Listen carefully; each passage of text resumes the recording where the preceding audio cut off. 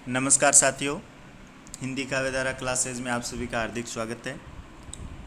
अपन देवनागरी लिपि व हिंदी वर्तनी का मानकीकरण कर रहे थे। इसका हमने एक पार्ट कंप्लीट कर लिया था। आज अपन दूसरा पार्ट कर रहे हैं जो सभी राज्य स्तरीय और केंद्रीय स्तरीय एग्ज़ाम के लिए उपयोगी है। तो चलते हैं आओ, जिसमें अपन इस जो केंद्रीय हिंदी निदेशालय के प्रधान संपादक द्वारा जारी जो बुक है देवनागरी लिपि एवं हिंदी वर्तनी का मानकीकरण, उनका अध्ययन कर रहे थे। तो चलते हैं जहाँ हमने इसको छोड़ा था। तो आज अपन बात करेंगे योजक चिन्ह।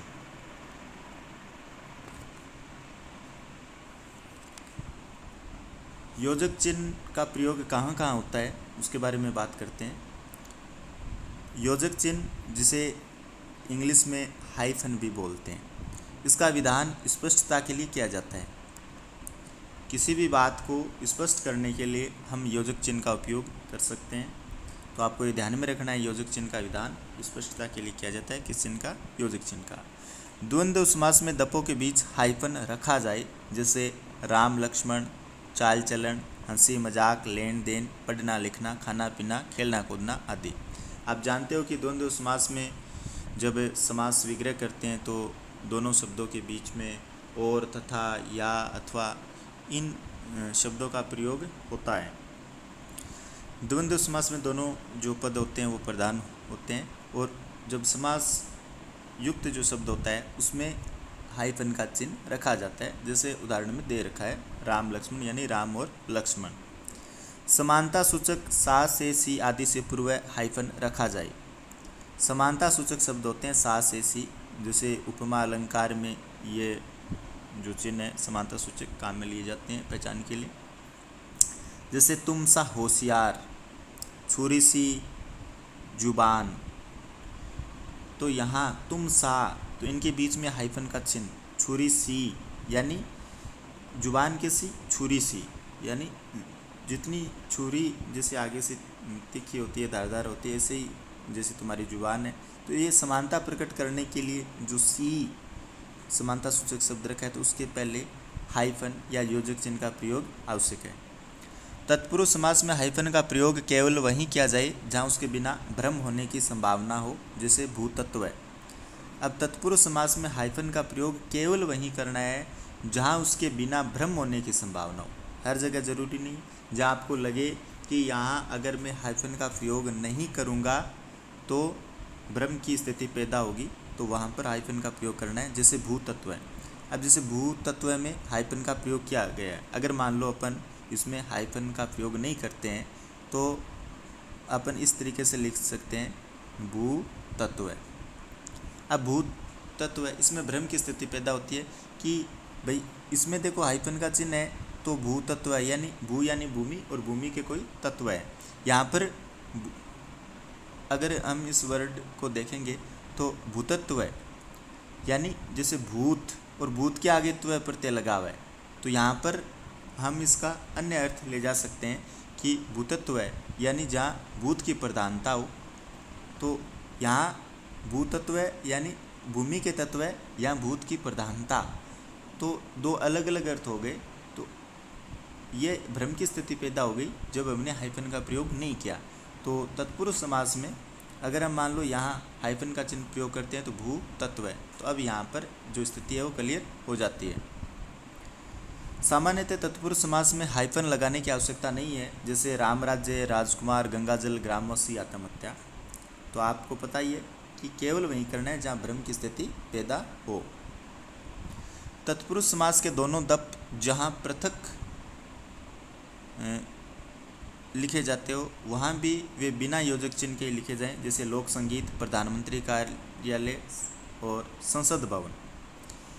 यहाँ आपको थोड़ा सा इस बुक में त्रुटि हुई है तो वो आपको क्लियर करनी है। यहाँ ये दप है ना, ये दप नहीं है, यहाँ थोड़ा सा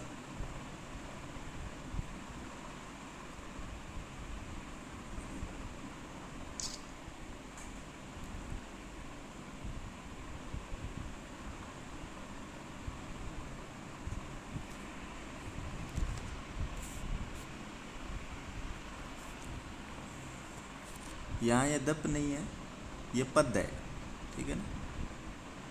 कर्म का जो आगे पीछे का है वो प्रिंटिंग के टाइम हो गया। ये संदस भवन नहीं है, संसद भवन है, तो यहाँ आपको ये थोड़ा सा ध्यान में रखना है।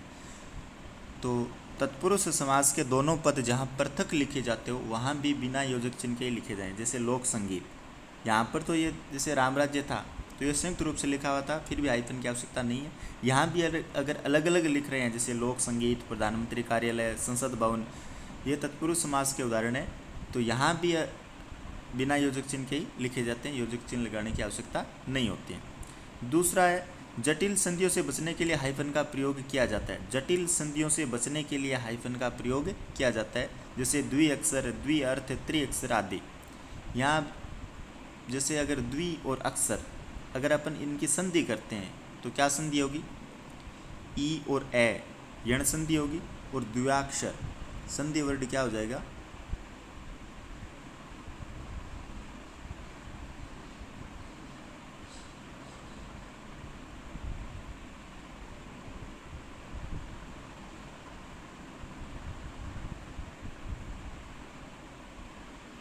द्व्याक्षर।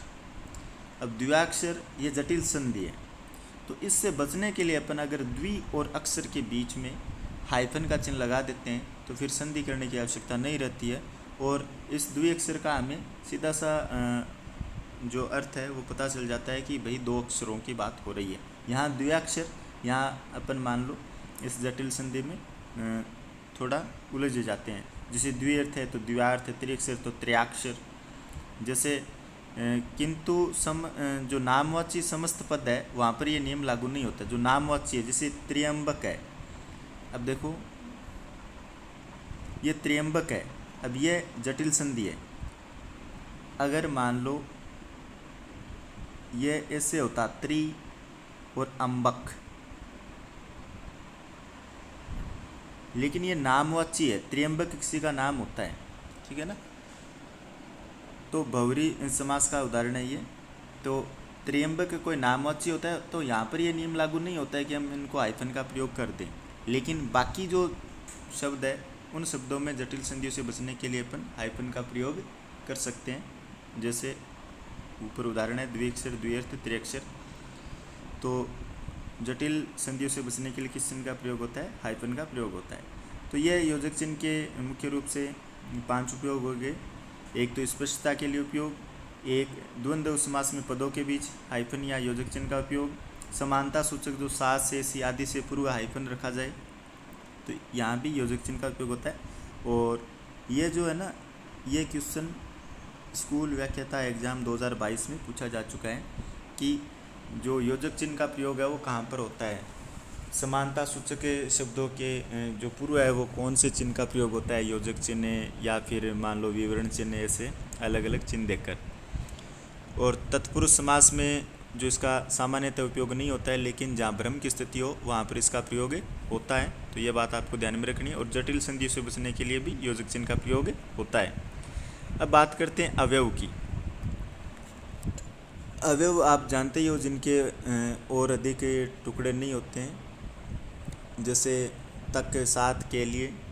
तो तक, सादि जो तक, सात आदि अवयव दशा पृथक लिखे जाएं, जैसे यहाँ तक और आपके साथ, दशा नहीं, सदा,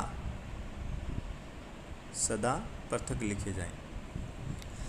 तक और साथ ये अवयव है वो हमेशा सदैव पृथक लिखे जाएं, जैसे यहाँ तक, आपके साथ, इनको आपस में मिलाकर नहीं लिखना है। तो ये सामान्य सा इसका नियम है। उसके बाद आहा, ओहो, आहा, ए, ही, तो, सो, भी, ने, जब, तक, कब, यहाँ, वहाँ, कहाँ। और सदा, क्या, श्री, जी, तक, भर, मात्र, साथ, की, किंतु, मगर, लेकिन, चाहे, या, अथवा, तथा, यथा और आदि अनेक प्रकार के जो भावों का बोध कराने वाले अवयव हैं। अब से, तब अवयवों के आगे प्रसर्ग भी आते हैं, जैसे कुछ से, यहाँ से, दशा से, यानी ये कुछ, यहाँ, दशा या सदा, ये क्या है, अवयव है, और इनके आगे जो से जुड़ा हुआ है ये प्रसर्ग है। तो इन अवयवों के आगे क्या आते हैं, जब भावों का बोध कराते हैं तो प्रसर्ग आता है। और नियम के अनुसार अवयव जो सदा पृथक लिखे जाने चाहिए, जैसे आप ही के लिए मुझ तक को आपके साथ गज भर कपड़ा, देश भर रात भर दिन भर वह इतना भर कर दे, मुझे जाने तो दो काम भी नहीं बना 50 रुपये मात्र। यानी जितने भी अवयव है या उनके साथ में प्रसर्ग जुड़ा हुआ है तो उन सब को सदैव पृथक लिखा जाना चाहिए, कभी भी मिलाकर नहीं लिखना है। तो इन दोनों बिंदुओं से एक ही बात सामने निकल कर आई है कि चाहे कोई भी अवयव हो, उनके साथ में प्रसर्ग हो, उनको हमेशा अलग अलग लिखा जाना है, पृथक रूप से लिखा जाना है। समानार्थक शब्द होते हैं जैसे श्री और जी, ये अवयव भी पृथक लिखे जाए। अब श्री ये नाम से पहले लगता है, जी नाम के बाद में लगता है। जैसे श्री गंगाधर, तो ये भी हमेशा पृथक ही लिखा जाना चाहिए। कन्हैयालाल जी, महात्मा जी, तो ये भी हमेशा अलग लिखा जाना चाहिए। तो जैसे श्री जी आदि व्यक्तिवाचक संज्ञा के ही भाग हो तो मिलाकर लिखें, जैसे श्री राम, राम जी लाल, यानी व्यक्तिवाचक संज्ञा के ही भाग हैं। यानी नाम में, जब किसी के नाम में श्री है, जैसे श्री राम नाम है, अब नाम में श्री है तो वो तो साथ में मिलाकर ही लिखना है। और राम जी लाल है, अब नाम ही राम जी लाल है, जी तो लगाया नहीं है, राम जी लाल जी, जी अपने वाला तो ये बाद में लगाते हैं तो वो अलग लिखना है।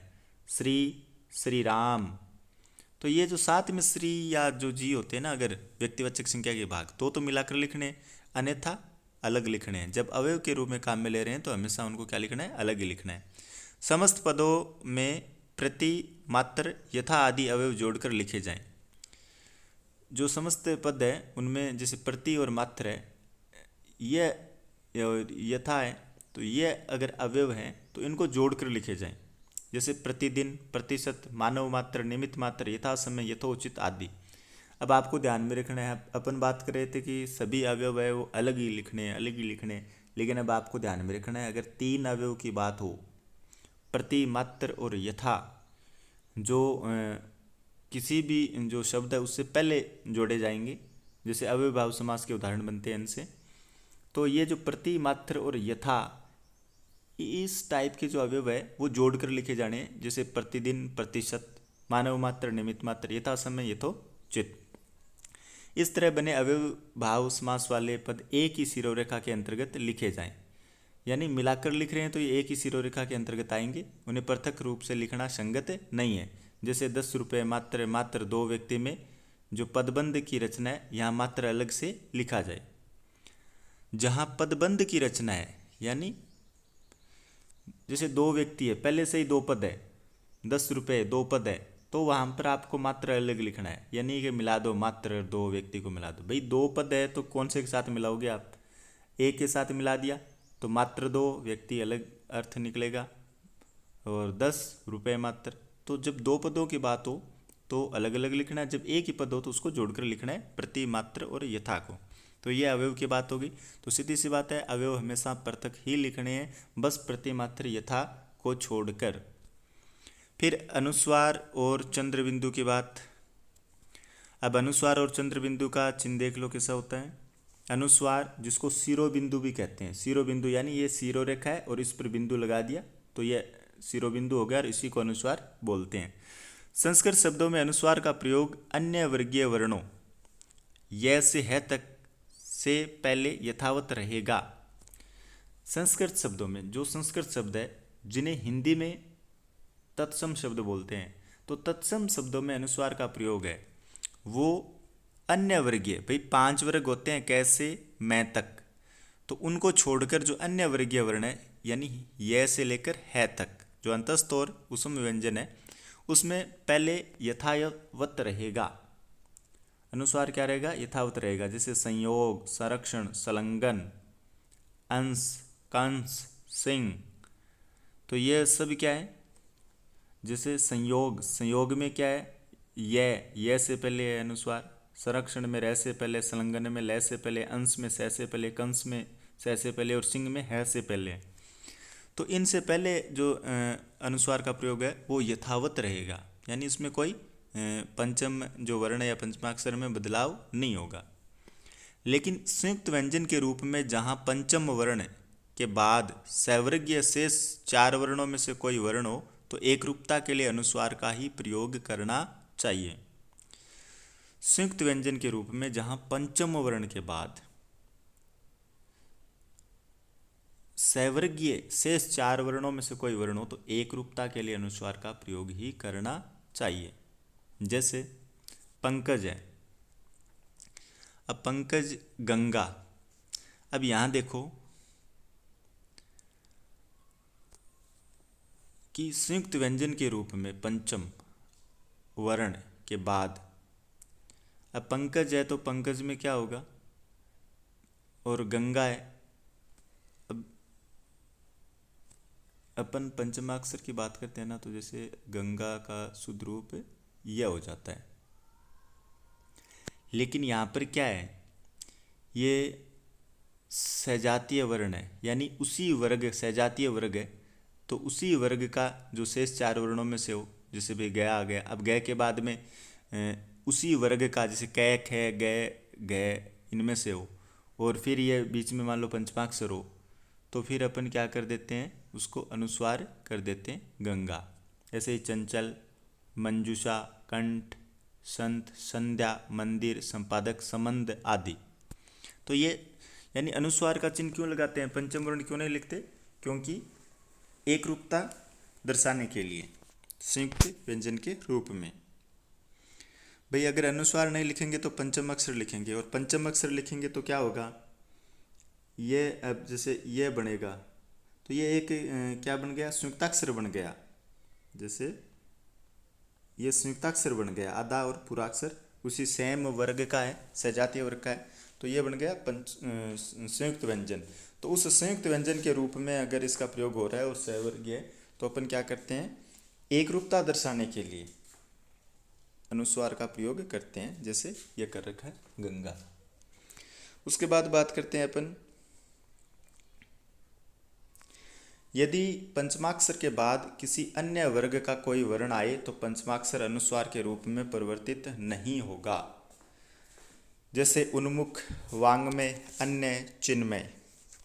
वहाँ बात कर रहे थे सजातीय वर्ग, यानी उसी वर्ग का कोई अन्य वर्ण आ जाए तो क्या होगा, वो पंचमाक्षर में बदलेगा नहीं, अनुस्वार में बदल जाएगा। और यहाँ हो रहा है कि पंचमाक्षर के बाद अगर अन्य वर्ग का कोई वर्ण आ जाए तो वो पंचमाक्षर है, वो अनुस्वार के रूप में परिवर्तित नहीं होगा, वो पंचमाक्षर ही रहेगा। जैसे उन्मुख है तो उन्मुख में न के बाद मैं आ गया, अब न तो तय वर्ग का और मैं पै वर्ग का, तो ये फिर अनुस्वार में नहीं बदलेगा। ऐसे नहीं होगा कि उमुख, यह गलत हो जाएगा। वाङ्मय, तो वाङ्मय भी अगर मान लो अनुस्वार कर देते हो तो वामय हो जाता है, वामय, तो ये अशुद्ध हो जाते हैं सारे। तो इसलिए जब अन्य वर्ग का कोई वर्ण हो तो अनुस्वार में चेंज नहीं होगा। अगर सेम वर्ग, सजातीय वर्ग का कोई अन्य वर्ण हो तो फिर वो अनुस्वार में चेंज हो सकता है। जैसे अपन बात करे थे गंगा, पंकज, इनके बारे में। उसके बाद पंचम वर्ण यदि द्वित्व रूप में हो, यानी साथ साथ आए, यानी जो पंचम वर्ण है वही आगे उसके सेम ही वर्ण आ जाए तो वह अनुस्वार में परिवर्तित नहीं होगा। जैसे अन्न, तो अन्न तो ए, न और फिर न, तो इसमें क्या हुआ, जैसे ये पंचमाक्षर है और फिर सजातीय वर्ग का कोई अन्य वर्ण नहीं है कि न के अलावा कोई दूसरा वर्ण आ गया। जैसे तय आता, तो तय आता तो क्या होता, अंत होता, तो फिर हम इस अंत को अनुस्वार में बदल सकते हैं, अंत ऐसे लिख सकते हैं। लेकिन सेम वर्ण आ गया तो फिर नहीं करेंगे, अनुस्वार में नहीं बदलेंगे, क्योंकि अगर फिर बदलेंगे तो यह हो जाएगा अंत, और ये क्या होता है, गलत होता है। तो इसमें फिर क्या है, जो जैसा है उसे वैसा ही रखेंगे, पंचमाक्षर में ही रखेंगे, अनुस्वार में नहीं बदलेंगे। तो द्वित्व वाले जो हैं वो पंचमाक्षर में ही रहेंगे, जैसे अन्न, सम्मेलन, सम्मति आदि। संस्कृत के कुछ शब्दों के अंत में अनुस्वार का प्रयोग मैं का सूचक है। जैसे अहम, तो अहम संस्कृत के कुछ तत्सम शब्दों के अंत में। भाई हिंदी में जब संस्कृत के शब्द ज्यों के त्यों हम प्रयोग में लेते हैं तो उनको तत्सम शब्द बोलते हैं, और अगर हम उनके रूप में कुछ बदलाव करके फिर हिंदी में काम में लेते हैं तो उसको तद्भव बोलते हैं। तो ज्यों के त्यों काम में लेने वाले जो तत्सम शब्द है, अगर उसके अंत में अनुस्वार का प्रयोग है तो वो फिर मैं का सूचक है। जैसे अहम है, तो आपको पता है ये संस्कृत का शब्द है और इसका मतलब ये अहम जो अनुस्वार है वो मैं का सूचक है, इसको हम ऐसे भी लिख सकते हैं अहम। और एवं है तो एवं को ऐसे भी लिख सकते हैं। शिवम है, जैसे ये शिवम है और शिवम के ऊपर लास्ट में अनुस्वार है तो अपन इसको ऐसे भी लिख सकते हैं कि शिव और लास्ट में मैं। तो जो संस्कृत के तत्सम शब्दों में अनुस्वार का प्रयोग है वो मैं का सूचक होता है। तो ये बात हो गई अनुस्वार के नियमों की।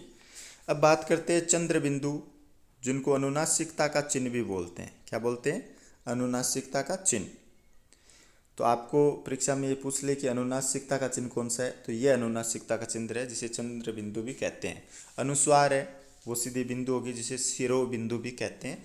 और ये है अर्धचंद्र, जो हमारी एक आगत्य चिन्ह है, ये जो अंग्रेजी भाषा से ओ ध्वनि के लिए प्रयुक्त होता है।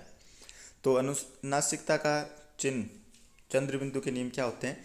हिंदी के शब्दों में उचित ढंग से चंद्र बिंदु का प्रयोग अनिवार्य होगा। हिंदी के शब्दों में उचित ढंग से जो चंद्र बिंदु का प्रयोग है वो अनिवार्य होगा। अनुनासिक चिन्ह व्यंजन नहीं है, स्वरों का ध्वनि गुण है। जो अनुनासिक चिन्ह है चंद्र बिंदु का चिन्ह, वो क्या है? व्यंजन नहीं है, हम इसको व्यंजन नहीं कह सकते। लेकिन जो अनुस्वार का चिन्ह है, शिरोबिंदु का चिन्ह है, यह व्यंजन है। अनुस्वार का चिन्ह व्यंजन है, चंद्र बिंदु या अनुनासिकता का चिन्ह है वो व्यंजन नहीं है, स्वरों का ध्वनि गुण है। स्वरों का यानी जो स्वर है उनका ध्वनि गुण है। जैसे आ, ऊ, ए, मा, हूँ, मांगे, यानी जो स्वर है उनका ही ध्वनि गुण है, इसको अपन व्यंजन नहीं बोल सकते। चंद्र बिंदु के प्रयोग के बिना प्राय अर्थ में भ्रम की संभावना रहती है। अब चंद्र बिंदु का अगर अपन प्रयोग नहीं करते हैं तो अर्थ में क्या हो जाती है? भ्रम की संभावना हो जाती है। जैसे हंस, हंस, अंगना, अंगना आदि में। तो अतएव ऐसे भ्रम को दूर करने के लिए चंद्र बिंदु का प्रयोग अवश्य किया जाना चाहिए। अब देखो, इन दोनों शब्दों का अलग अलग अर्थ होता है। एक हंस होता है यह अनुस्वार वाला, और एक होता है चंद्र बिंदु वाला। अगर अपन मान लो चंद्र बिंदु नहीं लगाएंगे और अनुस्वार लगा देंगे तो वो तो वही शब्द हो जाएगा अनुस्वार वाला। फिर उसका अर्थ है जो हम चंद्र बिंदु वाला लेना चाह रहे हैं वो नहीं होगा, फिर ये अर्थ हो जाएगा। जैसे अनुस्वार वाले हंस का इसका अर्थ क्या होगा? हंस जो स्वान होता है ना, इंग्लिश में स्वान हंस जो एक पक्षी होता है वो हंस हो जाएगा। और ये जो चंद्र बिंदु वाला हंस है इसका मतलब होगा ये क्रिया है, हंसने, हंसने की क्रिया, हंस। अंगना और अंगना, अब एक अंगना होती है, जैसे ये अनुस्वार वाली अंगना है वो स्त्री होती है, जैसे वीरांगना, ठीक है ना। तो वीर की अंगना यानी वीर की स्त्री, और ये अंगना हो जाएगा आंगन वाला। चंद्र बिंदु वाला क्या हो जाएगा? आंगन वाला। तो चंद्र बिंदु के प्रयोग के बिना क्या होता है? अर्थ में भ्रम की संभावना पैदा हो जाती है। तो ऐसे भ्रम को दूर करने के लिए चंद्र बिंदु का प्रयोग अवश्य किया जाना चाहिए। हिंदी में चंद्र बिंदु का प्रयोग केवल तद्भव और देशज शब्दों के साथ होता है, जैसे आँख, चांद, दांत, आंत, गांठ आदि। अब हिंदी में चंद्र बिंदु का प्रयोग केवल तद्भव और देशज शब्दों के साथ। आपको ध्यान में रखना है कि जो तत्सम शब्द है, जो संस्कृत के शब्द है, उनमें चंद्र बिंदु का प्रयोग नहीं होगा, उनमें अनुस्वार का प्रयोग होता है। तो केवल तद्भव शब्द या जो हमारे देशज शब्द है उनमें ही चंद्र बिंदु का प्रयोग होता है। जैसे आँख है, चांद है, दांत है, आंत है, गांठ है, इन सभी में चंद्र बिंदु का प्रयोग होता है। अब अपन कुछ ऐसे दांत लिख देते हैं तो ये दांत गलत होता है, दांत हमेशा चंद्र बिंदु के साथ ही। तो ये शब्द शुद्धि के अंदर आपको बहुत सावधानी से पढ़ने हैं। जैसे 5 होते हैं, 5 संख्या वाले 5, तो कुछ लोग ऐसे लिख देते हैं, ये गलत है, यहाँ भी चंद्र बिंदु होता है 5 में, ठीक है ना। और जैसे एक होता है 5वां, 8वां, वहाँ शब्द जोड़ते हैं तो वहाँ भी इस पर क्या होता है? चंद्र बिंदु ही होता है। तो ये चंद्र बिंदु के उपयोग के प्रयोग के कुछ नियम होते हैं जो आपको देखने, और ये जो मैं आपको बता रहा हूँ ये ऑथेंटिक नियम है। ये आपकी जो शब्द शुद्धि है, जो हिंदी वर्तनी की जो वाक्य शुद्धि या शब्द शुद्धि में आते हैं, तो उस टॉपिक में भी बहुत महत्व रखने वाली हैं। अब अनुस्वार और चंद्र बिंदु के प्रयोग में आधारभूत अंतर क्या है? भाई दोनों में अंतर क्या है? अनुस्वार और चंद्र बिंदु के प्रयोग को लेकर बहुधा भ्रम की स्थिति रहती है, और इसलिए समाचार पत्रों, पत्रिकाओं और कभी कभी तो पाठ्य पुस्तकों में भी अनुनासिक के स्थान पर भी अनुस्वार का प्रयोग कर दिया जाता है। तो ये स्थिति तो आपको पता है, हम सब की है, आपकी भी और मेरी भी। तो इसमें क्या होता है, अपन इनके प्रयोग को लेकर भ्रम की स्थिति में रहते हैं। तो समाचार पत्रों में भी बहुत सारी मिस्टेक होती है, क्योंकि पत्रकारों को भी हिंदी व्याकरण का उतना ज्ञान नहीं है पत्रिकाओं में। और कभी कभी तो पाठ्य पुस्तक, हमारे जो स्कूलों कॉलेजों में चलने वाली जो पाठ्य पुस्तक है, उनमें भी अनुनासिक के स्थान पर अनुस्वार का प्रयोग कर लिया जाता है। ये बात मैं नहीं कह रहा हूँ, केंद्रीय हिंदी निदेशालय कह रहा है। इन नासिकीय व्यंजनों ड़, य, ण, न, में आदि के बाद यदि कोई सवर्गीय वर्ण आए तो नासिकीय व्यंजन अनुस्वार के रूप में अपने पूर्ववर्ती वर्ण के ऊपर आ जाते हैं। ये बात अपन ऊपर अनुस्वार वाले में पढ़ चुके हैं। जैसे चंचल है भाई, चंचल में य और य के बाद सजातीय वर्ग का ही कोई दूसरा अक्षर है, सेम नहीं है, दूसरा है। जैसे य च वर्ग का है तो च वर्ग का ही च, छ, जय, जय में से कोई आ जाए, जैसे च आ गया चंचल में, तो फिर वो अनुस्वार में बदल जाएगा चंचल।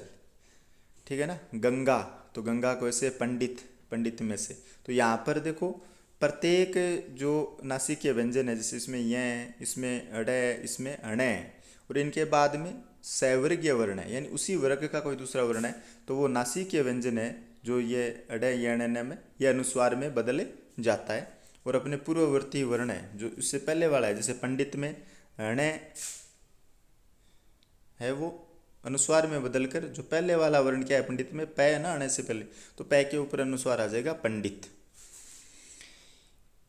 फिर वहीं हिंदी में चंद्र बिंदु का प्रयोग हिंदी में देशज और तद्भव शब्दों में प्रयोग किया जाता है। ये बात अभी अपन ऊपर पढ़ चुके हैं कि हिंदी में जो चंद्र बिंदु का प्रयोग है वो केवल देशज और तद्भव शब्दों में किया जाता है, तत्सम शब्दों में नहीं होता है। जैसे आंख, माँ, सांस, यहाँ, वहाँ, हंसना, ऐसे शब्दों में जहाँ स्वर मात्राएं शिरोरेखा के ऊपर लगती हो वह स्थान लागू के लिए चंद्र बिंदु के स्थान पर केवल बिंदु का प्रयोग होता है।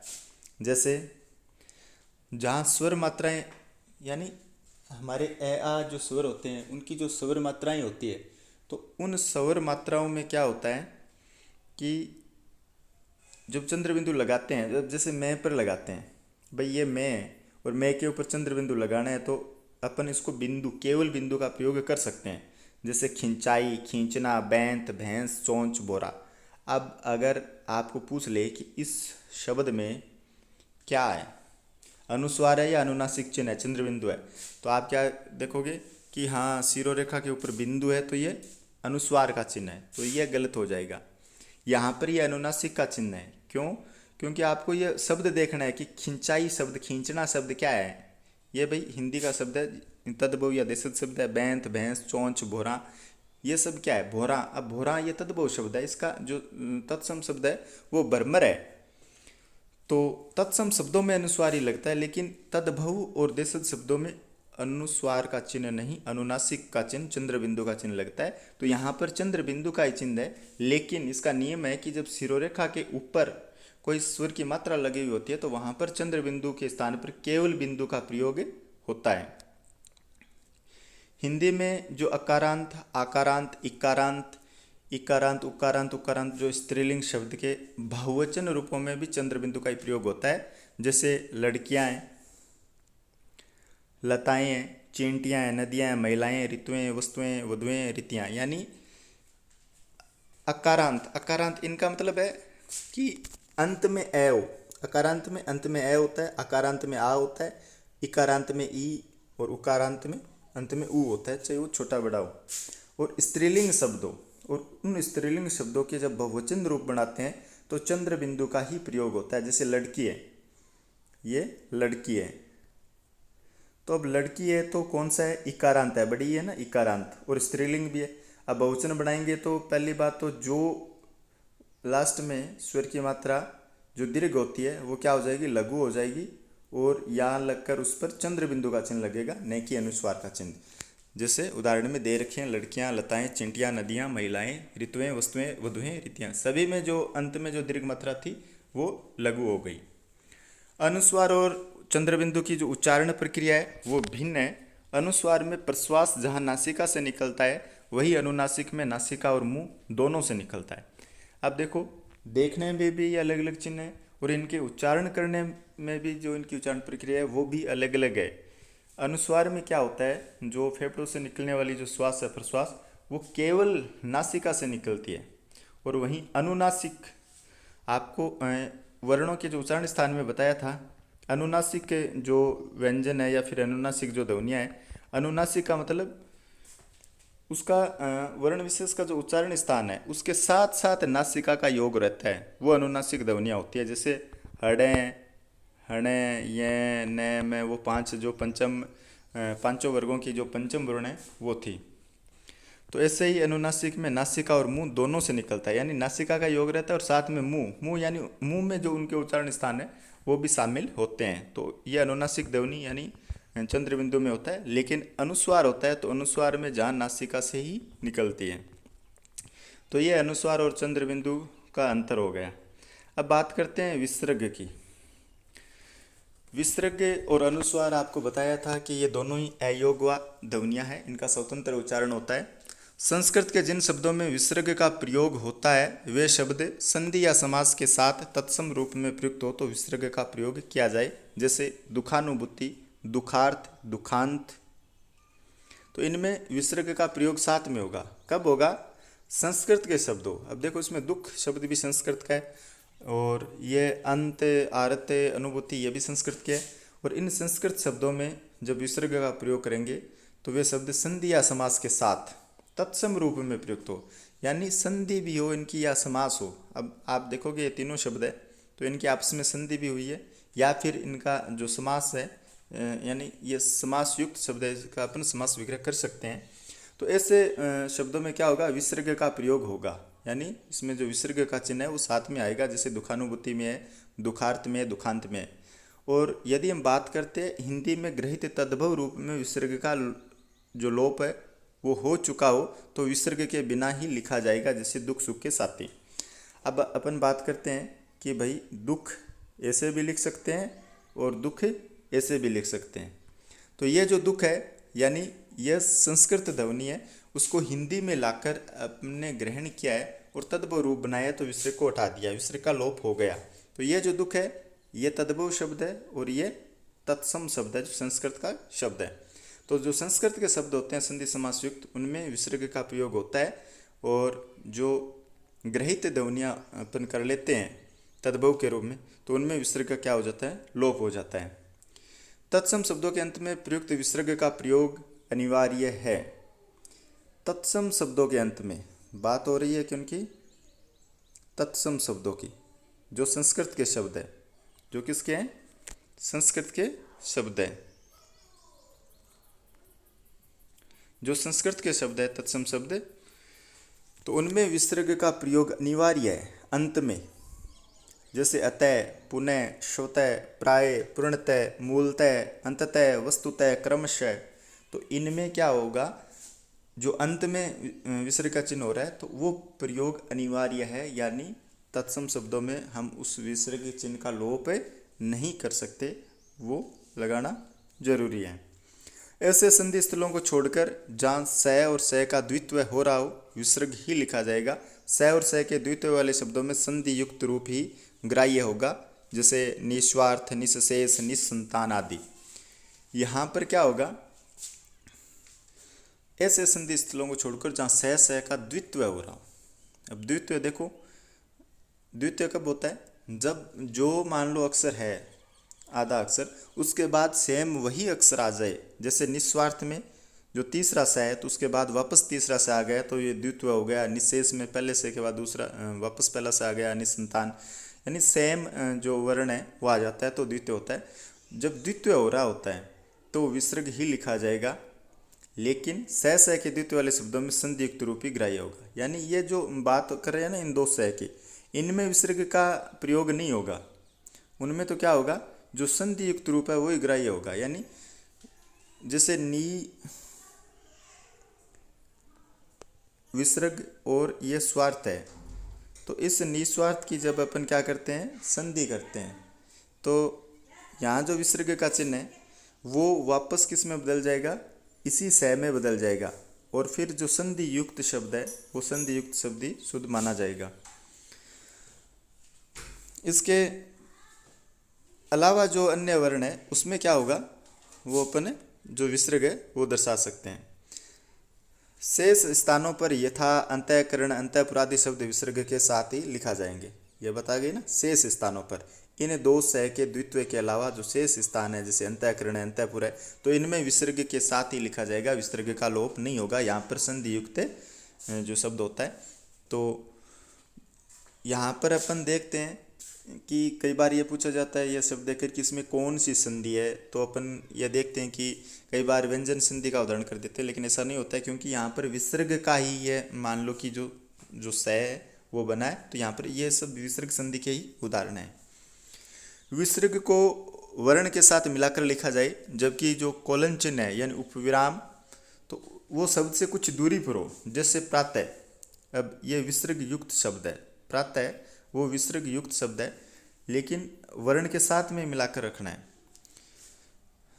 तो उपविराम शब्द से कुछ दूरी पर हो, जैसे फूल के पर्यायवाची हैं सुमन, कुसुम आदि। तो ये क्या है, उपविराम वाले हैं, तो इनको कुछ दूरी पर हो, और ये विसर्ग को वर्ण के साथ में मिलाकर लिखना है। जैसे आपको बताया था, ये देखो कि तत्सम शब्दों के अंत में विसर्ग का प्रयोग अनिवार्य होता है, तो यही है कि वर्ण के साथ मिलाकर लिखना है इसको। ये बात हो गई विसर्ग की। अब बात करते हैं हल चिन्ह। हल चिन्ह क्या होता है और हल चिन्ह किसका परिचायक है? आपको बताया हुआ है कि जो स्वर रहित होने का परिचायक है वो हल चिन्ह होता है। हल चिन्ह जब किसी शब्द के अंत में लगता है, हल चिन्ह अंत में प्रयोग होता है, तो उसको हम हलंत भी बोल देते हैं। व्यंजन के नीचे लगा हल चिन्ह उस व्यंजन के स्वर रहित होने की सूचना देता है, यानी वह व्यंजन विशुद्ध रूप से व्यंजन है। कोई भी व्यंजन है और उसके नीचे अगर हल चिन्ह लगा हुआ है, जैसे ये क है और क के नीचे हल चिन्ह लगा हुआ है, इसका मतलब यह व्यंजन स्वर रहित है, यानी इसमें स्वर नहीं मिला हुआ है, और यह व्यंजन विशुद्ध रूप से व्यंजन है, यानी एकदम शुद्ध रूप से ये व्यंजन है, मूल व्यंजन है। उसके बाद संयुक्ताक्षर बनाने के नियम, इसके अनुसार छ, ट, ठ, ड, है में हल चिन्ह का प्रयोग होगा, जैसे चिन्ह बुड्ढा। जब संयुक्ताक्षर बनाते हैं तो देखो, अगर अपन ये जैसे क के साथ अगर मान लो ये सैक जोड़ते हैं तो मान लो क्ष बन जाता है, तो ये तो वो 4 संयुक्ताक्षरों में हो गए।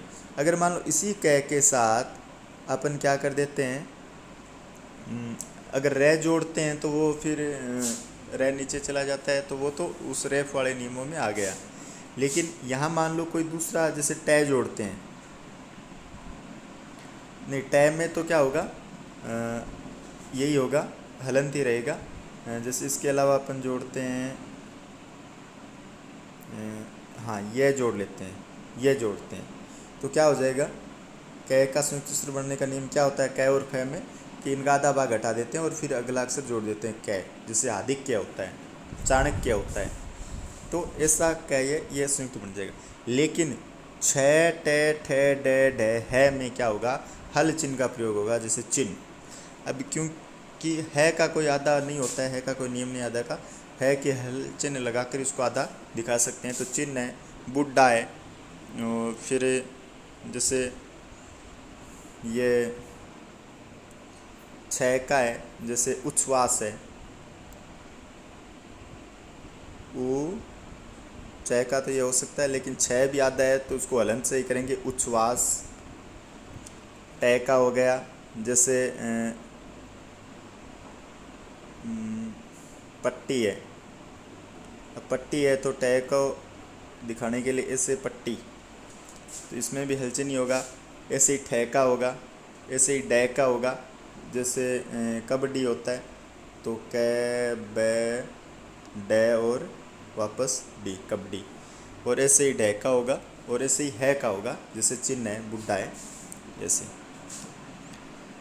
तो ये आपको ध्यान में रखना है कि एक तो टेट है, डेड है, यानी जो ट वर्ग है उसके चारों अक्षर, और छ और है, इनमें हलचिन्ह का ही प्रयोग होता है। शब्दों के अंत में आने वाला हलचिन्ह हिंदी की प्रकृति के अनुरूप नहीं है। अब बात हलंत की हो रही है, क्योंकि अंत में आने वाला हलचिन्ह क्या होता है, हलंत होता है, और हलंत की हिंदी की प्रकृति के अनुरूप नहीं है। हलंत का प्रयोग है वो हिंदी की प्रकृति के अनुरूप नहीं है। जैसे महान, राजन, तेजस, ओजस जैसे शब्दों में हलचिन्ह का प्रयोग नहीं होगा, ये हिंदी में नहीं होगा, किंतु इन सभी हलंत शब्दों के व्याकरणिक प्रयोग में नियमों की समुचित व्याख्या के लिए हल चिन्ह से दर्शाया जा सकेगा। जैसे जगत है, अब जगत शब्द हिंदी में सामान्यतः बिना हल चिन्ह के ही लिखा जा सकेगा, किंतु जब जगदीश शब्द का संधि विच्छेद करते हैं तो जगत और ईस, तो इसमें जगत को हल चिन्ह के साथ दर्शाया जाता है। तो आपको ध्यान में रखना है कि जब बात संधि की हो रही हो, संधि विच्छेद की हो रही हो, तो वहाँ पर हिंदी में हल चिन्ह लगाना है, हलंत का चिन्ह लगाना है। जैसे जगत ईस, जगदीश हो गया। ऐसे ही अगर इसी जगत को अपन हिंदी में स्वतंत्र रूप से लिखते हैं अलग से, तो फिर ये हल चिन्ह का प्रयोग नहीं होगा, फिर ये जो जगत है यही लिखा जाएगा। तो व्याकरणिक जो प्रयोग है उसमें हल चिन्ह दर्शाया जाएगा, लेकिन सीधा अगर हम उस शब्द का प्रयोग कर रहे हैं तो फिर हल चिन्ह नहीं लगेगा, क्योंकि शब्द के अंत में आने वाला हल चिन्ह है वो हिंदी की प्रकृति के अनुरूप नहीं है। जैसे महान शब्द लिखते हैं सीधा, तो सीधा ऐसे ही लिखेंगे, लेकिन जब महात्मा की अगर संधि विच्छेद करेंगे तो महान, तो उसमें हलंत हल चिन्ह का प्रयोग करेंगे।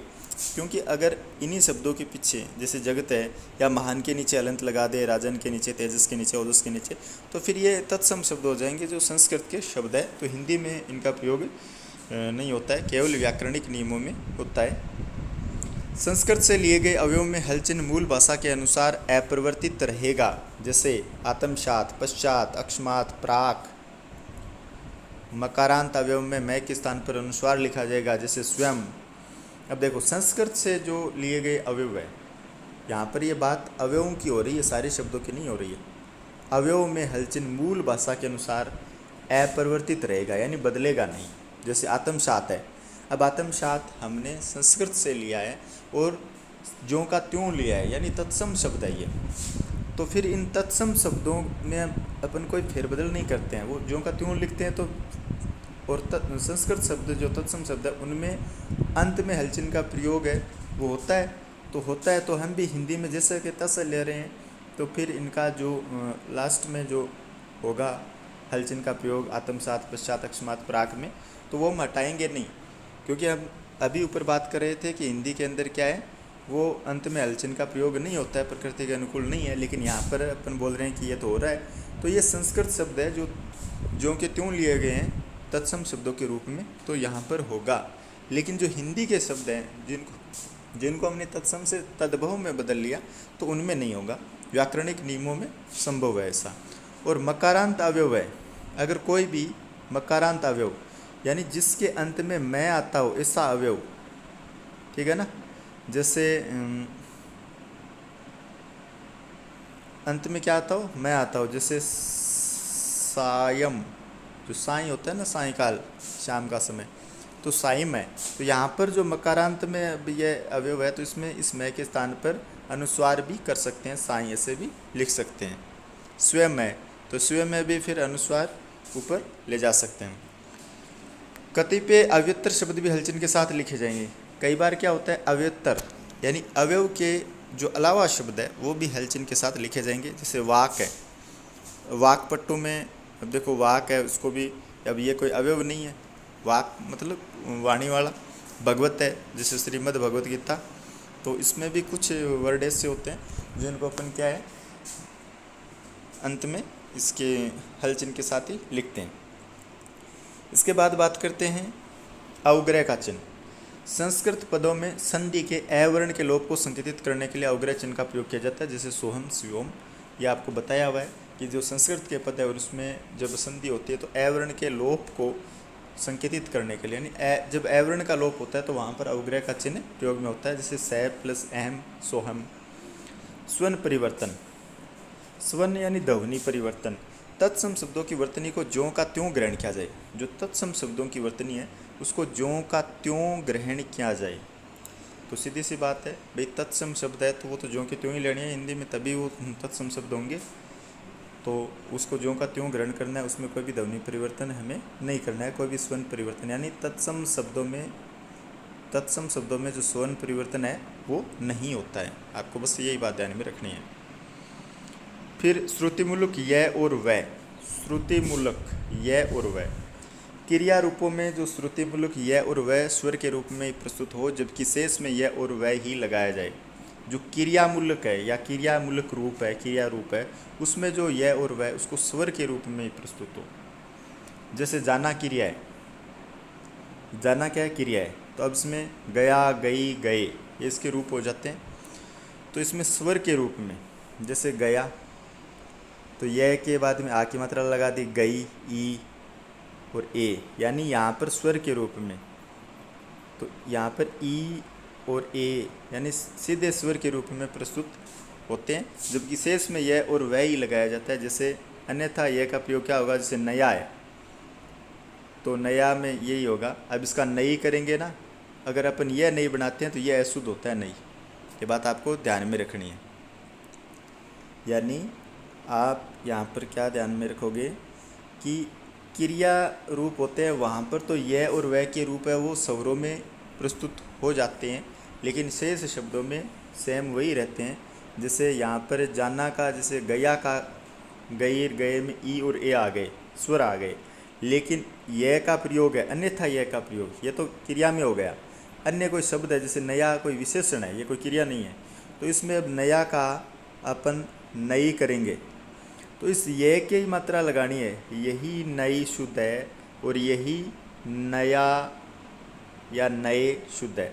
अगर यहाँ पर इसकी जगह अपन ये नई लिख रहे हैं या ये नए लिख रहे हैं, तो ये दोनों ही गलत है। ये दोनों ही क्या है? गलत है। नई ये शुद्ध होता है और ये नए शुद्ध होता है। यह आपको बात ध्यान में रखनी है। क्रियापदों में भूतकाल में स्त्रीलिंग के लिए ई प्रत्यय और भूतकाल पुल्लिंग बहुवचन अथवा द्वियार्थक शब्दों के लिए ए प्रत्यय लगाए जाने का नियम है। भूतकाल में स्त्रीलिंग के लिए ई प्रत्यय और भूतकाल पुल्लिंग बहुवचन और द्विअर्थक बहुवचन के लिए ए प्रत्यय लगाए जाने का नियम है। यानी इसमें अपन स्वर लगा सकते हैं। जहाँ श्रुतिमूलक यह व्याकरणिक परिवर्तन न होकर शब्द का ही मूल तत्व हो, वहाँ वैकल्पिक श्रुतिमूलक स्वरात्मक परिवर्तन करने की आवश्यकता नहीं है। यानी जहाँ व्याकरणिक परिवर्तन न होकर शब्द का मूल तत्व वही रहता है। जैसे स्थाई है, तो स्थाई में जो स्था धातु है, अब मूल पद तो यही है, इसमें कोई व्याकरणिक परिवर्तन नहीं होगा, तो वहाँ पर वैकल्पिक श्रुतिमूलक स्वरात्मक परिवर्तन करने की आवश्यकता नहीं। अब यहाँ पर अपन ये ई करते हैं, तो आपको ये ई नहीं करना है। यहाँ पर स्थाई में यही ई रखना है, स्थाई। तो यही स्थाई शुद्ध होगा, यही अविभाव शुद्ध होगा और यही दायित्व शुद्ध होगा। तो आपको यह नया, नई में, स्थाई में ये ध्यान में रखना है कि शुद्ध क्या होता है? यही होता है। यह अगर अंत में लगा हुआ है तो यही शुद्ध होता है। ये तो बात हो गई ये की। श्रुतिमूलक वह का रूप हिंदी के जो क्रियेतर पद है, संज्ञा विशेषण, क्रियेतर यानी क्रिया के अलावा, क्रिया से इतर भिन्न पद, जैसे संज्ञा है, विशेषण है, सर्वनाम है, में ही होता है। किसका? वह का प्रयोग। इनमें लिंग और वचन के कारण बनने वाले विविध रूपों में वह का ही प्रयोग किया जाए। जैसे कोवा, कोवे, कोओ और स्त्रीलिंग में कोवी। इसी प्रकार पोवा, पोवे, पोओ। तो यहाँ पर वह का ही प्रयोग होना है, चाहे लिंग और वचन के कारण कितने ही रूप बने। जैसे कोवा है, कोवा शब्द है, तो यहाँ पर आ नहीं होगा, स्वर नहीं बनेगा, ठीक है ना, कोवा ही रहेगा। अब इसके बहुवचन कर दो, चाहे कोवे कर दो, चाहे कोओ कर दो, चाहे स्त्रीलिंग बना दो, कोवी कर दो, तो यहाँ पर ये नहीं है कि कोवी में से कोवी कर दें या कोवा में से कोवा कर दें। तो ये अब कोवा का रूप देख लो, शुद्ध क्या होता है। ये जो अपन को और आ लिखते हैं ना, कोवा, ये अशुद्ध रूप है, ये आपको ध्यान में रखना है। शुद्ध रूप क्या होता है? कोवा। शुद्ध रूप यही होता है, कोवा, और यही पोवा का होता है, ठीक है ना। तो ये आपको ध्यान में रखना है। श्रेय इसमें यह और वह, इनका जो प्रयोग है। फिर आगत शब्द।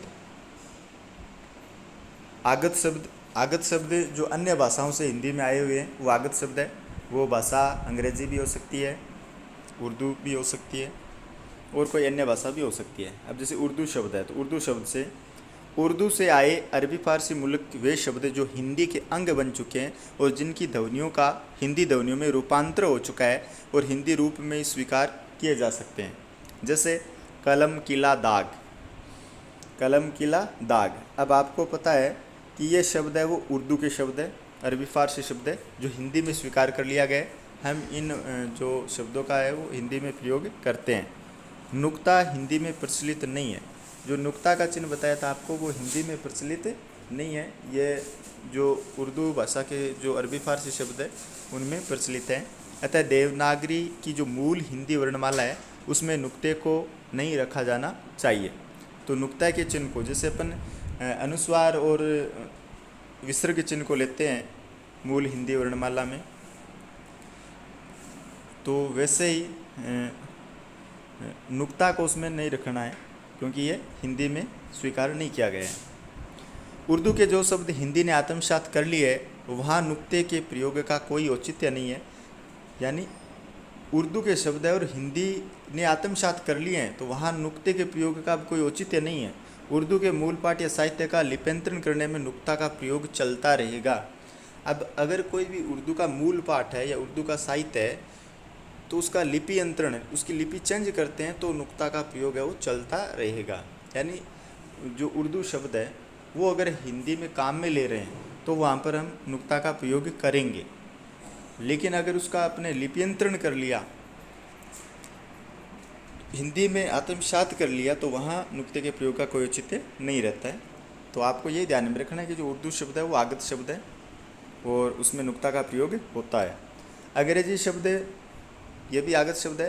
अंग्रेजी के जिन शब्दों में अर्ध विवृत ओ ध्वनि का प्रयोग होता है उनके शुद्ध रूप का हिंदी में प्रयोग अभिष्ट होने पर आ की मात्रा के ऊपर अर्धचंद्र का प्रयोग किया जाए, जैसे college, hall, mall, talkies, office. तो अंग्रेजी शब्द में जो अर्ध विवृत आपको स्वर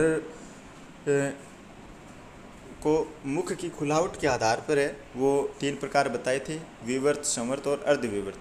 तो अर्धविवर्त में आपको ए, आई, ओ, औ बताए थे। उसमें जो ओ ध्वनि है उस ओ ध्वनि का प्रयोग है वो अंग्रेजी के जिन शब्दों में होता है तो उनके शुद्ध रूप का हिंदी में प्रयोग अभिष्ट होने पर अपन क्या करते हैं, उस आ की मात्रा होती है, जैसे ये आ की मात्रा है उसके ऊपर अर्धचंद्र, ये आधा चंद्र है, ठीक है ना, तो इसका प्रयोग किया जाता है। तो ये ओ ध्वनि होती है और ये ओ आगत ध्वनि भी है।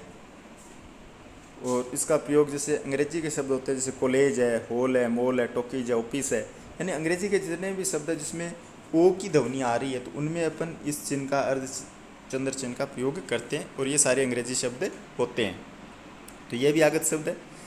तो सभी विदेशी भाषाओं से आगत शब्दों का देवनागरी लिप्यंतरण यथासंभव विदेशी भाषाओं के मानक उच्चारण के अधिक से अधिक निकट होना चाहिए। यानी जितनी भी विदेशी भाषाएं हैं उनसे आगत शब्द है और उनका अपन देवनागरी लिपि में अंतरण कर रहे हैं, बदल रहे हैं देवनागरी लिपि में, तो यथासंभव विदेशी भाषाओं के जो मानक उच्चारण के अधिक से अधिक निकट होना चाहिए और जिसके लिए अपन इस ओ ध्वनि का और नुक्ता चिन्ह वाले उन शब्दों का प्रयोग करते हैं। अब देवनागरी लिपि के अन्य नियम क्या होते हैं। शिरोरेखा ओवर हेडलाइन का प्रयोग आवश्यक है।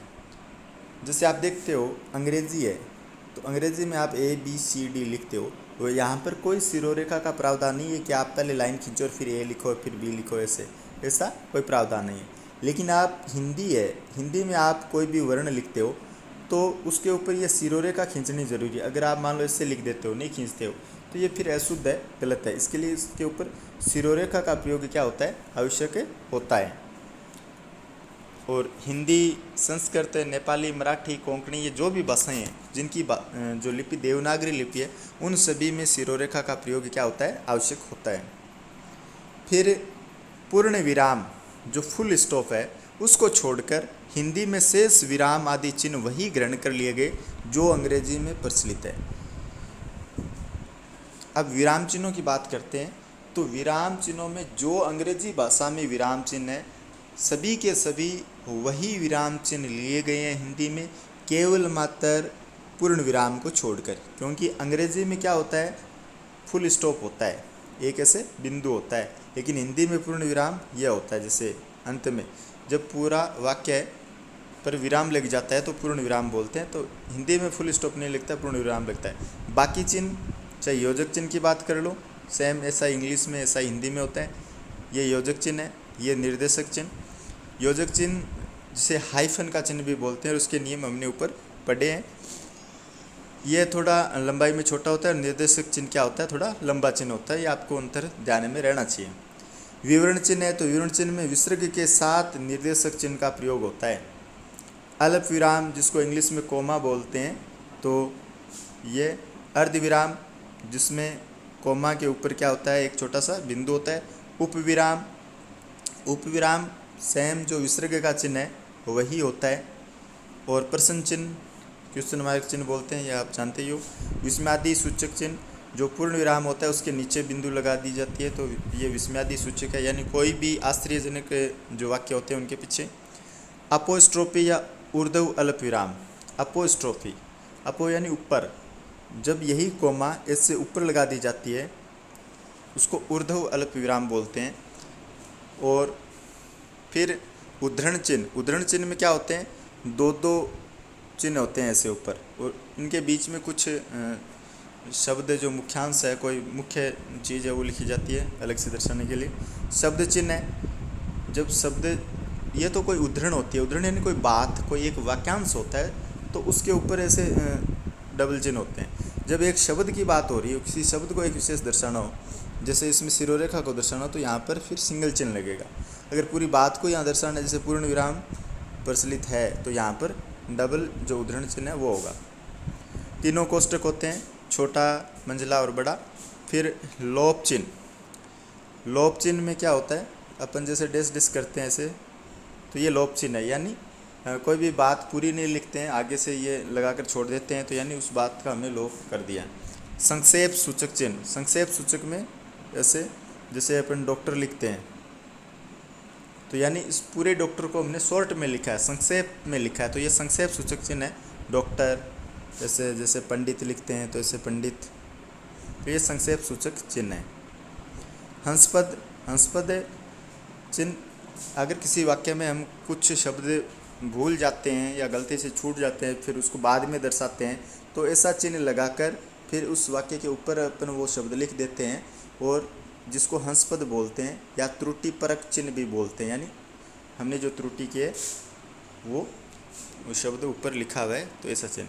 तो ये सारे जो चिन्ह है विराम चिन्ह, वो सेम अंग्रेजी भाषा वाले चिन्ह है, सिर्फ पूर्ण विराम को छोड़कर। आपको ध्यान में रखना है कौन से चिन्ह को छोड़कर, शेष विराम आदि चिन्ह वही ग्रहण कर लिया गया जो अंग्रेजी में प्रचलित है, तो फुल स्टॉप या पूर्ण विराम का चिन्ह। अब बात करते हैं हिंदी के संख्यावाचक शब्दों की एक रूपता। शब्द शुद्धि के अंदर कई बार जो प्रश्न है वो हमारी जो संख्याओं का जो शब्दात्मक रूप है उनकी शुद्धता के बारे में पूछ लिया जाता है। हिंदी प्रदेशों में संख्यावाचक शब्दों के उच्चारण और लेखन में प्राय एकरूपता का अभाव दिखाई देता है। संख्यावाचक शब्दों के उच्चारण और लेखन में, यानी हम बोलते कुछ हैं लिखते कुछ हैं, तो ये जो एकरूपता का अभाव है वो हिंदी प्रदेशों में पाया जाता है। हिंदी, हमारे भारत में कितने हिंदी प्रदेश है, 10 हिंदी प्रदेश है जो उत्तर भारत के हैं सभी राज्य। ये अपन आगे किसी चैप्टर में बात करेंगे कि हमारा जो इंडिया है वो 3 श्रेणी में बंटा हुआ है, उसमें किस तरह से भाषाओं का जो विवरण है, कौन कौन से किस राज्य किस श्रेणी में आते हैं, वो सब आगे बात करेंगे। तो हिंदी प्रदेश है तो उनमें क्या होता है कि जो शब्दों के उच्चारण और लेखन में प्राय क्या रहती है, एकरूपता का अभाव रहता है। इसलिए जो 1 से 100 तक सभी संख्यावाचक शब्दों पर विचार करने के बाद इसका जो मानक रूप स्वीकृत हुआ है वो इस प्रकार है।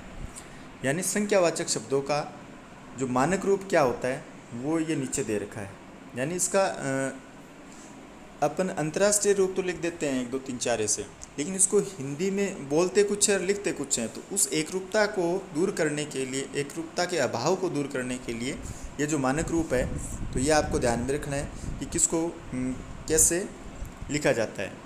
अब जैसे अपन बोलते कुछ, अभी बात करते हैं कुछ वर्डों की, जैसे 1 2 3 4 5 6।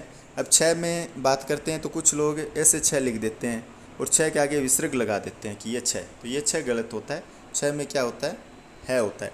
7 8 9 10 11 बोलते हैं कुछ 11, ई लगा देते हैं आगे, तो ऐसा नहीं होता है। फिर 12 13 14 15 16 17 18 19 20 21, 22, 23।